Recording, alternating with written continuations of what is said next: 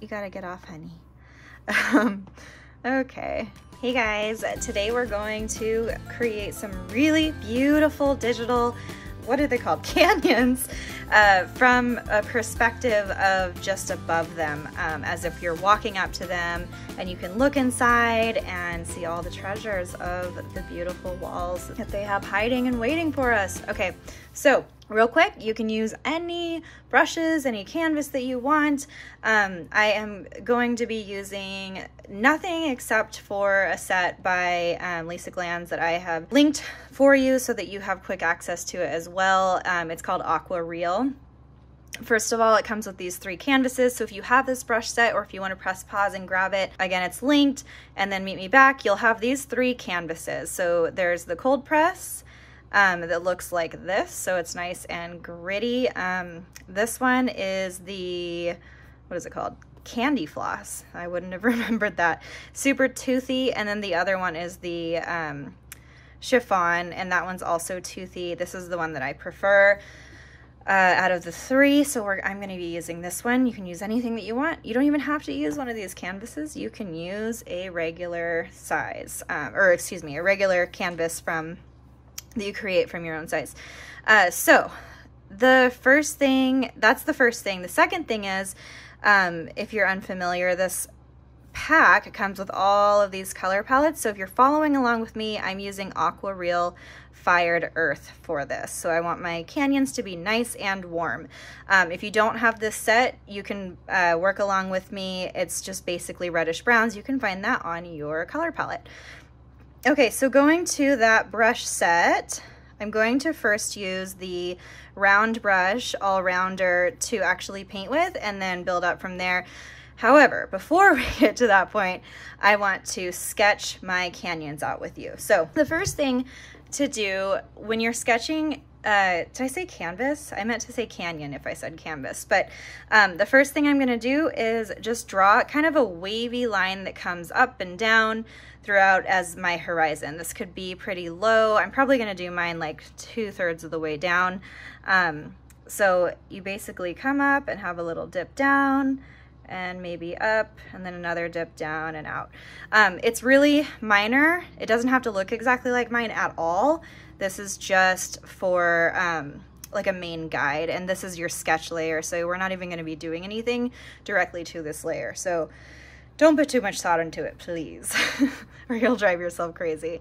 The next thing I'm going to do is inside of any of these dips that come up and in, I'm going to create a line down, and then this is going to be a shadowed area. So I can do that just lightly with this pencil sketch just to kind of help me remember that's where it is.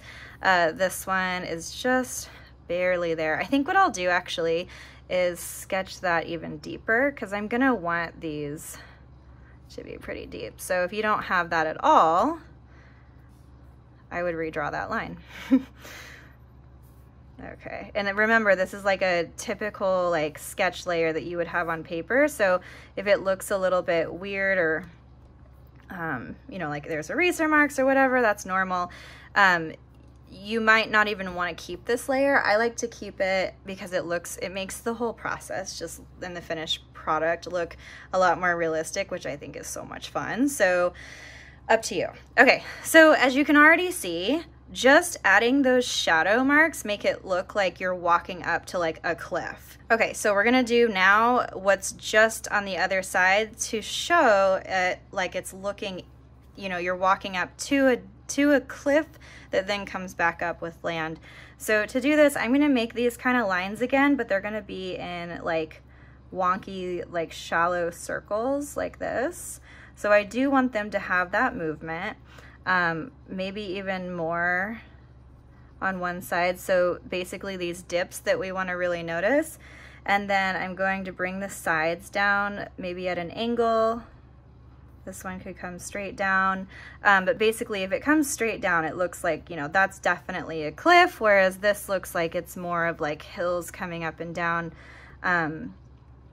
more like a natural erosion. But I mean, there's also natural erosion that is straight down, so totally up to you. And then from here, I want to draw like essentially the same thing as these little shadow areas where it looks like the land is coming in, but I'm going to do it in any dips that I see on the other side here. So this would be one, this area here, and I'm just going really lightly just so I can see. This side is going to be darker because it's got more of an emphasis, whereas this one kind of lightly comes out. So most of the shadow will be toward the left right there. I could do another one here since there's a little bit of a dip, and it might come this way because it could be following, you know, what the land is doing a little bit more. And have a shadow there. Also right here, more toward the inside. Okay, so you can see how that's starting to take shape. We're gonna do the same thing. This one doesn't have like any prominent areas, but we can create them even if they're not obvious, like this. But I think I do wanna make that more obvious. So I'm going to have my sketch come out like that and come down. So now it's like a dip inward, which is really fun. And then it can fade out. Don't worry about shading, you guys. This is just for your reference because we're gonna end up going in with a totally different style brush to do that part. I'm gonna create this here so that I have something else. Okay, so that seems good. I have some movement inside there, which is what I want. This one's a little high. So for now, I'm gonna come in, it's just a sketch so you don't have to overthink it, and I'm just gonna bring it down and then get rid of these lines at the bottom. Okay, so then I'm going to create the same kind of dips, but I'm gonna do the other side. So basically we see the land that we walk up to, the canyon inside that, these two spaces that are inside of that, and then land again that goes further out. So that's what we're making. So this next one, we can just do the same thing, but this time the dips, instead of coming down, they're gonna come up. So I go straight line, up and out, down and in. That one's, you wanna make them really even more shallow and smaller than before because it's in the distance, it's away from us more, so we want it to actually be believable since we're drawing from perspective. It'll also be closer to the lines now. So see how there's about this much space in between the first two pieces of land, and there's only this much space into the next one, and that's helping us with our perspective. And then from here, you know, this can all be shadowed, because that's gonna be where the dips are in that land. This one probably come down a little bit more. Okay, so finally, we're walking up to this, we see this, and then we can have like our horizon line. And that's like basically where the ground meets the sky. And then I'm gonna bring that down a lot more, and then I can put like some mountains maybe in the background that are just like silhouette. They're not, you know, gonna be anything crazy because we're focusing on these canyons that are right in front of us. Okay, so once we've hit this point, we've got our sketch, and it looks really cool and really fun, but we have to bring this to life with color. So I'm doing this with the brush set that I talked about, the AquaReel, if you wanna follow along with me, linked below. Otherwise, feel free to do this with brushes of your choosing. So if you are following along with me, I'm using the round brush all-rounder to do my main painting part, and I'm going to make these canyons rich with color. So I'm gonna start off with like not dark and not light, but just something in the middle as far as a red earth kind of color goes. And I'm just going to, I think I'll highlight just the surface ground first. Make sure you're on a new layer. I almost didn't do that. So if, whoops, I like to label mine. So I say my sketch layer, and then I want my sketch layer to be on the very top. And the reason for that is it allows me to see everything still as I'm working. I also sometimes, depending on the piece, might like to keep the sketch layer in because it just adds that extra interest and makes it look all the more real, like a real watercolor situation. Okay, so I'm going below that, and I'll just say like surface wash, because this is going to be like our overall wash, and it's on the surface of what we see as we're walking. So I'm going to grab that brush, and the thing about, if you're not familiar with these brushes, they are going to be really awesome in their consistency. And if you don't lift up, if you go over it, it's not going to have any overlapping. But if you do lift up and you come back, it will have that overlapping, which is similar to what watercolor actually does. But if you don't like that, and let's say you did have to lift up for something and then you went back in, I'll show you how you can blend that out in just a second with the same brush pack, in case you don't like that. Another thing that I like to do with this brush pack is to leave a little bit of white space, like that looks unintentional but is intentional. And the reason for that is because that happens so much when I paint, because I'm so quick with movement, so I have a lot of those areas. So see how this blends really beautifully and looks like a natural watercolor edge, whereas this does not, and that's because I picked up my brush so many times. So I just go back into brushes and go to wet blending brush, and then I can just blend that out. And this brush makes it really easy. I just have the same color, and see, it's already gone, which is awesome. So you can do that anytime that you need to blend something out. See, like I like this though, because it almost looks like, you know, the watercolor was more like I had a different dip in, and then it made it so that it was more saturated right there. I also want to keep those little white marks. How can I do it? There we go. So these are just things to think about as you use these brushes, because gosh, they're so good when it comes to emulating actual watercolor. Like, look at how, like, we haven't even done any effects yet, and look at how good that looks. So that's just with one brush. It's incredible. Okay, so now that that part is done, I do want to blend some of this out down here. So I could make this brush a lot bigger and just kind of create this wash at the bottom to where it looks like, you know, the water caught on here. And this is a pressure sensitive brush. Again, it's the wet blending brush. And the water caught on and it just kind of faded out. So that is one of the options, and you can just blend it, blend it, blend it, blend it. So it's really nice and smooth. You could also do more of a harsh edge. So if I went in with like the rugged brush and had it come down like this, what I could do is go in with the round brush, bring that in like this, and then go with the wet blender, blend this part out, and blend this part out until I get to about here. And then I can just bring this down, blend out the inside of it, but let the outside of it keep that nice texture, which is kind of like a dry brush texture in a way. So I'm just blending all this other stuff. But yeah, so then like it's nice and, get rid of this part. It's nice and you know, hard line, and then it goes into this real looking watercolor. And then you could also use that same brush in your smudge tool. Smudge, there we go. If you need to, you know, blend that out even more, especially down at the edges. But same thing, like you can use the wet blender brush for that, or use the smudge brush with, you know, the smudge tool with the same brush. There we go. It just depends on how organic you like things to look. So I'm gonna do that up here as well.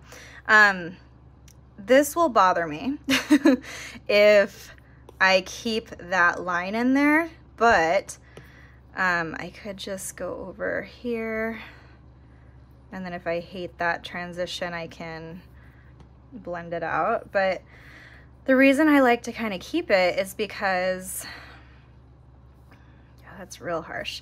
The reason I like to keep it is because if you just like see that subtle line, it looks like you have like a real sketch going on underneath that, and it looks like a real watercolor. And I think that's so cool. It's so fun. Okay, and I kind of like the way that that looks, so I'll leave it. And then I want to erase, well, no, I'll leave it. Okay, so I'm still on my surface wash. I'm gonna go back to the round brush. Oh my goodness. There we go. Nope. Okay, and then make sure it's like small enough to where the edges, it'll do well around the edges, but not so small that I hate coloring it in, because I ideally won't lift up when I do this, because I will like that I don't have to blend anything. But this just does such a beautiful job. Like, look at that natural texture it brought in just by using it. And I lift it up, and that's fine. I mean, overlapping a little bit here and there, it just looks like real watercolor. This part, I think I want to just smudge, oops, there. And then move on to this side. I'm gonna try to stay close to my edges.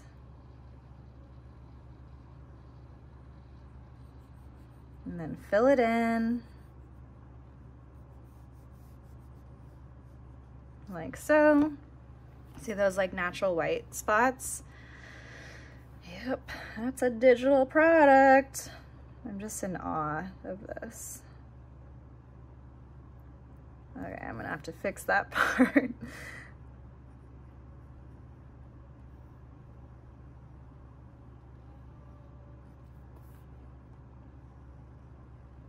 And then my horizon. And then I can fill that in. I lifted up so many, oops, no. I lifted up so many times during that, which is not a big deal at all.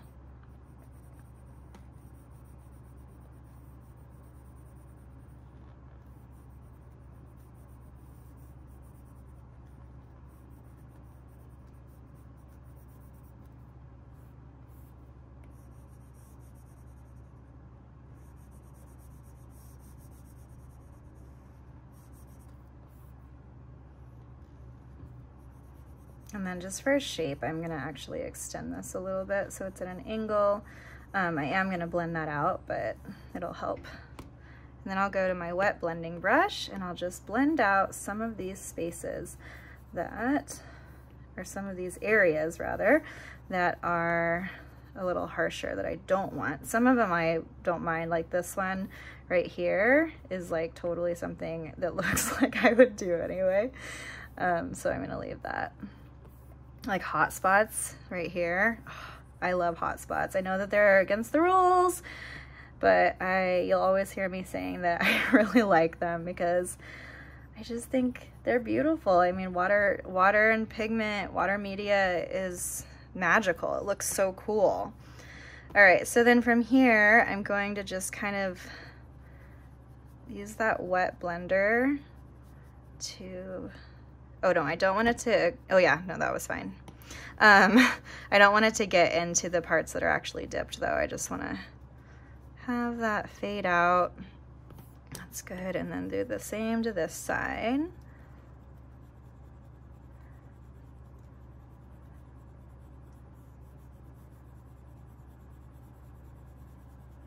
And again, you don't have to have it fade out. This is just something I wanted to do just for my own piece, but because I like the way it looks.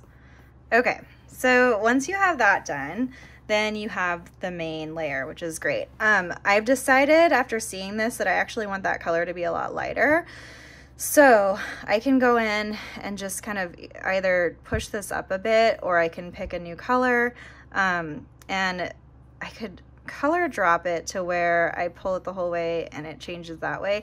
The other way that you can do this though is by going to your recolor tool and then changing the color live, which I prefer because then you can see all of these different hues and tones and shades that might be good for this. I'm going to choose this one because I'm going to end up coming back in and doing some additional work to it. So this will allow me to go darker if I want to. Okay, so I'm going to create another one, another layer.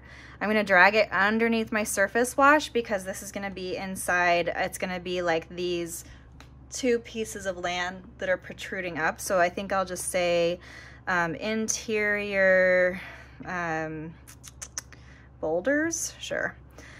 Okay, so then I'm gonna make those darker, and I need those to be darker because they are inside acting as a shadow. I'm doing it with the all-rounder brush again, and I am avoiding this part because that's gonna be my shadow for in a different color. And then fill that in.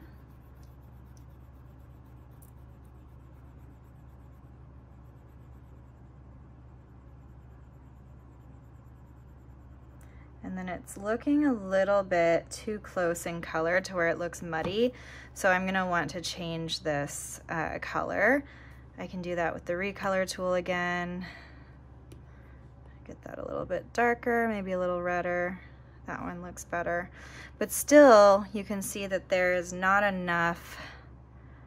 Maybe I'll go just more saturated. And then I can apply the effects that I want to really separate those later. Don't think too much about this color so much as what we are about to, or what we will end up doing with our shading colors, like you'll see what I'm talking about shortly. But for now, we just want that main color. And this is another reason why I like working in layers, because then you're able to isolate and change colors depending on, you know, like the final result or what you want it to look like. But look at, like, it looks like a true bleed. It's incredible. Like, these are two different layers and it looks like that. It's so fun. Okay, so from here, I can do this back wall, and then I'm going to apply some shading inside of there, but I'll probably do that actually as a clipping mask rather than its own layer. So I'm going to create one more layer, pull that underneath, and say interior wall. Oh, did that not type at all? Weird. Interior wall, and make that even darker and not as rich because it's a little further away. Don't worry about this fading part because we're just going to redo that fade with our shader. So I'm just gonna start filling this in. The nice thing is having this as a layer underneath, I'm gonna probably lighten this color, is that you don't have to really stay in the lines, which is awesome. Oops. Because it's behind, which makes it really easy. Not worrying too much about the outside there because I'm going to blend that out. And then right here. And on this side. This is like really showing what a terrible colorer I am. It's just patience. Not that I'm a bad colorer, I just don't have any patience. Okay. Actually, I like that color how it is. I might warm it up, but I think it's good. So I'm gonna go to the wet blending brush, just blend out the side part here. And I'll probably end up blending, oh, I wanted that to be solid, so maybe I won't do it that way. I will erase with the same brush up into this and then blend it out, so that it is keeping that hard edge I wanted. Yeah, okay.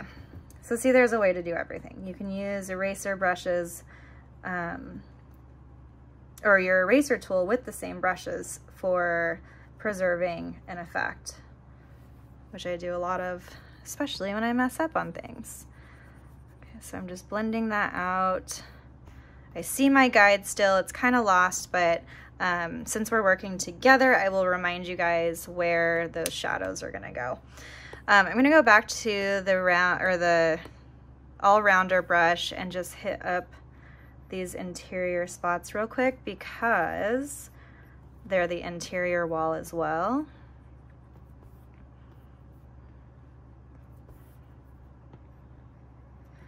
Looks like that one, I need to erase that spot. And I'll go to here. Oh, it's on this layer. What layer is it on? Okay, well, we'll see what happens. There we go. Okay, so now we can apply the edges and whatnot. I'm gonna hit these mountains in the background last because I really want to start breaking this up for you so that you can see it kind of come to life. Because right now it looks like a big blob of shmish. So we want this to be a lot more defined and a lot more realistic. So working in these layers allow us to apply techniques and effects directly to those layers individually, which is really helpful, especially when we're trying to create depth and shadow and whatnot. So the first thing that's going to help us immediately is to hit the interior wall with some shadows. So I'm going to create a layer on top of the interior wall and select it and say clipping mask. And now I'm going to select a color that's a lot darker. I'm almost tempted to do black and then use a blend mode for it, but I'll just go to a really, really dark brown for now. I'm actually gonna use the Bloom accent. No, I'm not yet. Okay, still the all-rounder brush. And then I'm going to see how the edge of this is right here. I'm just gonna go straight down from the very edge that's inside here. And then I'm just going to color over this. So even just this, which isn't blended, it's nothing, when I make it go further away, you can see clearly now that that is like an indent of that interior wall, creating more depth. So we want to do that to all of those areas. We basically already did it to these, so we don't need to again unless you want those to be a lot darker. I'm not going to because it's closer to us, so it in my mind it wouldn't be as dark anyway. So I'm going to keep this as is. And then what I'm going to do on the same layer is I'm going to get even darker and go to the Bloom brush that I wanted to use. Where is it? Bloom Accents. And I'm just going to start. Why is that affecting that? Oh, because it's going to. That's my answer. So just be careful of that. If it does end up coming out here because your brush size is big and it does want to start to melt out there, you can just go back with your eraser and erase it. Since we're on a clipping mask, it will only erase what's on the clipping mask and not the background, which is nice. But I want to basically go in toward the edges. So I'm out here, but the brush effect is happening just on the inside. If you don't look at this outside, you see how this shadow is occurring. And then I can go in and just erase the part that it affected where I didn't want it to. So see how that's like a nice dark shadow now? And then I'm gonna do the same thing right here and then just erase where it doesn't belong. Same thing over here and right here. Erase where it doesn't belong. I might put a little bit toward the bottom coming up. Yeah, because then it looks like it's a deeper shadow. And then I might put some more. Actually, I'm gonna go lighter now and put some more just kind of peekabooing at the very base here. So there's that shadow coming out from the inside of this. And then I'm gonna set the blend mode to multiply. So I go to this clipping mask layer. It's this N because that's the blend mode symbol. It's on normal right now, and I'm gonna pull it up to multiply. that's gonna deepen it even more. So then you can change the opacity, but see, it just has a slightly different effect than if it had been on normal. Now, I actually want to get rid of this part because it takes away that separation, which I didn't want. So now just having that shadow kind of right here is helpful. This might be not dark enough. Yeah, there we go. So that makes a little more sense. I will smudge this a little bit so it's a little more seamless, but you can see how that is kind of coming to life already, which is what we want. Okay, so I'm gonna do the same thing to the interior walls here, and I'm going to grab this dark brown, but it's still reddish, and the interior boulders is what I'm working on. So I'm gonna create a layer above that, apply a clipping mask, and then, that's not the color I wanted. What's happening? All right, let's make this more red. Too red. Color picking is the best, isn't it? Okay, let's do, there we go. So I'm going to come in with this Bloom Accents brush, and it's really intense. So if it's too intense, you can go in and smudge some of it, but I actually am thinking I like the way it's looking on the interior here. The color might be a little intense though, so I could lighten that up quite a bit. And I'm just gonna do that, see how it looks with recolor. And if it's not doing what I want it to, then I can always go over to multiply or blend mode or something. Okay, that's better. It's just like that nice reddish tone, which makes me kind of rethink the backside. So I might end up making this redder. Let's try that real quick.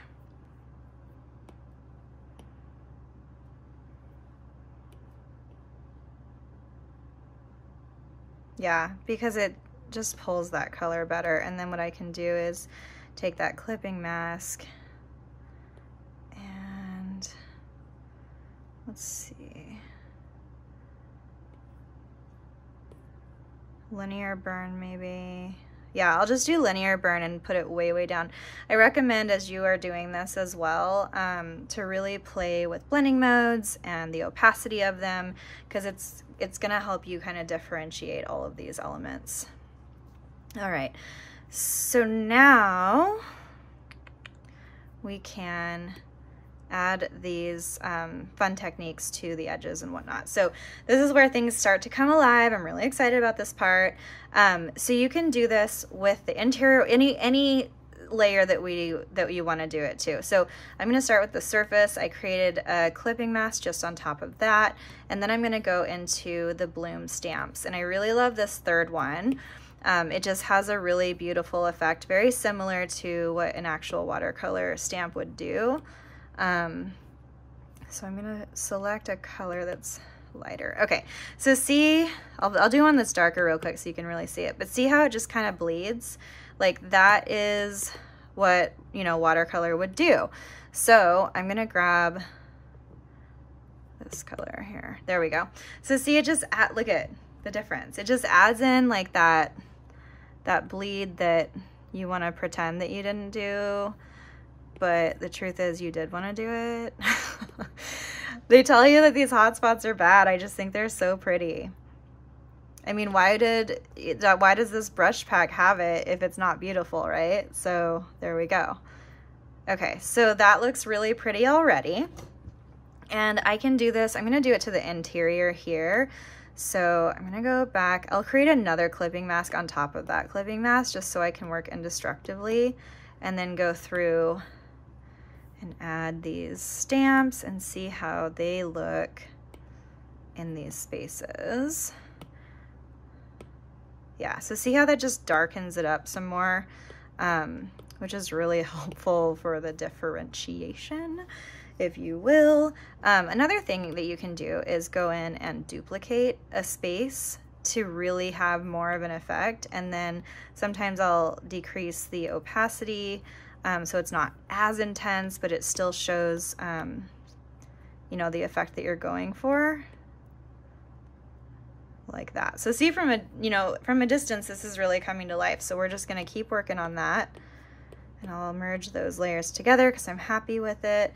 Let's see what duplicating the interior, that really makes that come to life more too. So I'll keep that. Okay, now for the outside edges, this part is my favorite. So I'm gonna go back to make a new clipping mask on top of my surface, and I'm gonna go to that same brush that the bloom accents, only this time, instead of making shadows, I'm gonna go in and focus on just the edges, because I want these edges to look very intentional and very abrupt. Not all of them, but some of them. So for example, you see me drawing right here. It's not actually affecting that because I'm on a clipping mask for the surface, which is this, this, and this. So the reason I'm drawing out here is because it's going to affect these edges. So I can kind of like have more control over where that's going to take effect. If I were to take away my sketch layer, you really, really see it. So I might erase some of my sketch layer, but see, like, it's essentially, what layer is that? Oh, it's because there's a clipping mask on top of it. But see what I mean? It's essentially like the bleed, or like the harsh line that the brush has, and then the interior watercolor just kind of bleeds in. I don't want to do that right there necessarily because it shows like an incorrect depth, but just for the sake of water media, I will do a little bit, because it's like, oh, that's my watercolor pooling up right there, which is really pretty in my opinion. Not everybody feels that way, but in my opinion. I don't want to do it necessarily right here because it would, I feel like it would blend too much in with the background, but let me just see if I turn the sketch layer off. Well, it's not bad actually.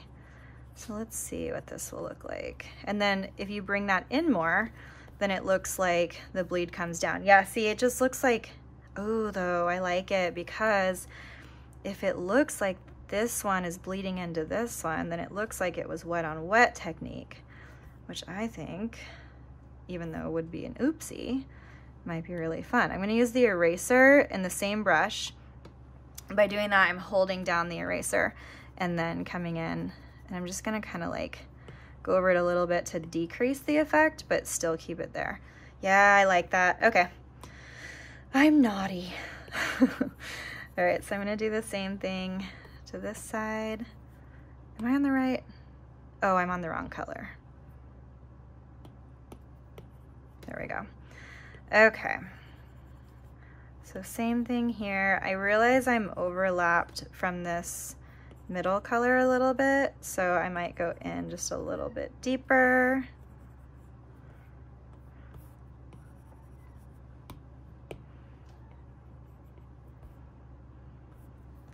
But you get the idea of what we are trying to accomplish by doing this. And then I'm going to do it to the other side. So this time I'm going to go on this side, because you want the hard edge to come from out to in, so some of that bleed can come up, but for the most part we're keeping it where it is on the edge. This rich color here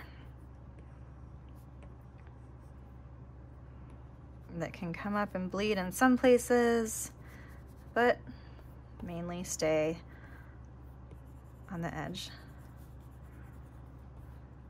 So if I make this a lot bigger and I come way out here, you can see it taking effect like this. It's not as sharp, but it is that bleed. So however you want to do it, I would recommend just going back and forth. So some of the areas are really saturated and some of them are more precise, which is how I pretty much approach this as well. Okay, there we go.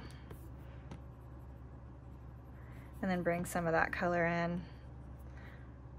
maybe not that much.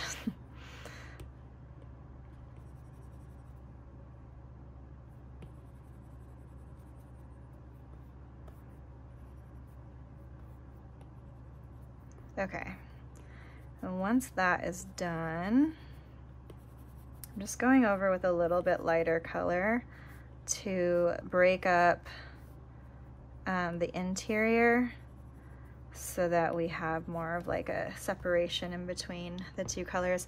I think the back is too dark now. Here's my kitty. Too dark, so let's see what we can do here. I can get rid of that layer. Yeah, this is my stamp, the bloom stamp layer that is on the background layer, and I just want to get rid of it because it was just too intense. So that didn't work for me. Okay, so now we have these canyons and my cat, and then I can turn my sketch layer back on, and you can see that it is like, you can kind of see the pencil through that. You gotta get off, honey. Okay, here's my cat. So I'm gonna go to my sketch layer and just erase some of these marks. So like, I don't want this one for sure. Yeah, so see how like erasing it will definitely help with some of the, what am I trying to say? Transitions.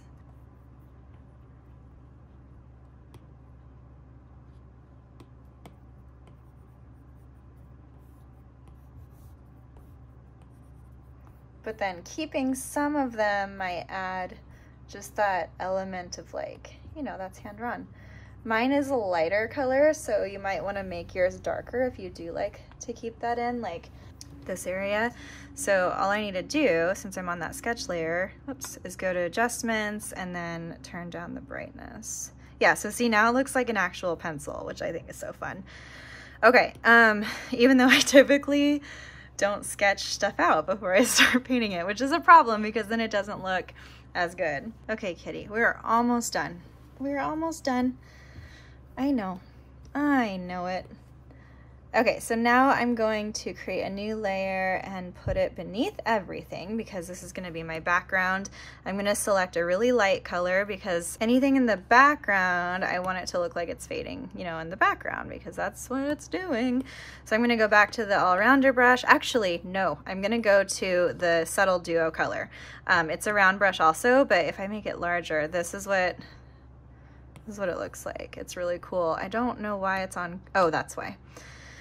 Okay, it's really cool and has like this neat effect. So I think that might look really cool in the background. We'll see. Because it fades it out more in the center, you know? Like a more, yes, of that watercolor effect. I love it. All right, so here I will go to my sketch layer and erase some of that line here. So sometimes I'll just do it really lightly so it leaves like kind of a trace that there was a pencil line, and then it looks way more realistic. And then I'll actually grab that same tool for my eraser, and I want to actually erase, where am I? The tip of this, because I'm not super, oh, maybe, there we go. I don't love how that was working. That's better. Okay, so, and I might even lighten that because I want it to, oops, I want it to really, really look like it is in the distance. So I'll make that lighter. And then if you want to put a sky in or something like that, then you totally could. Because I want this to be so simple, and I just want to focus on the canyons, I think I'll just like draw with the sketch brush and just maybe overlap this a couple of times. There we go. Just so it looks a little bit more organic. Add these little birds in.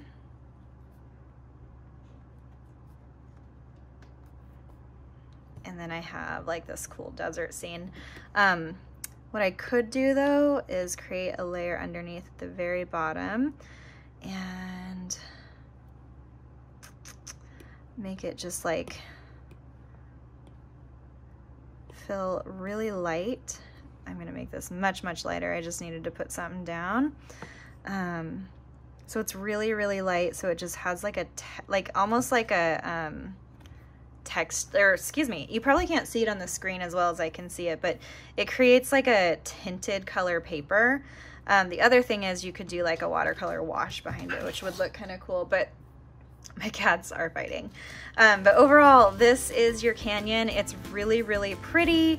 It's like this really realistic looking watercolor that's all the way done digitally. So again, I've linked these brushes if you want to snag some of your own. I hope that you enjoyed this tutorial, and I will see you guys next time.